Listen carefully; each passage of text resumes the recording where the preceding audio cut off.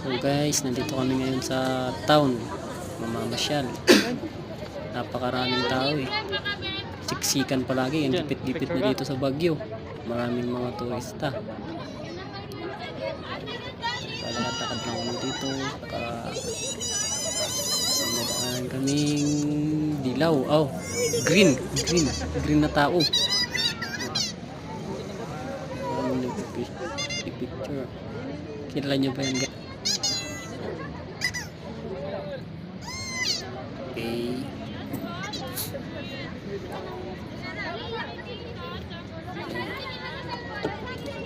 Magpapakarga din sana ako eh. Kaso baka hindi na ako kaya. Kung kasama ko gustong magpakarga eh. Nahihiya eh. Galing bukid yan. Punta dito sa Baguio. Bukid pa rin. Pero maraming tao. Ba't yun eh?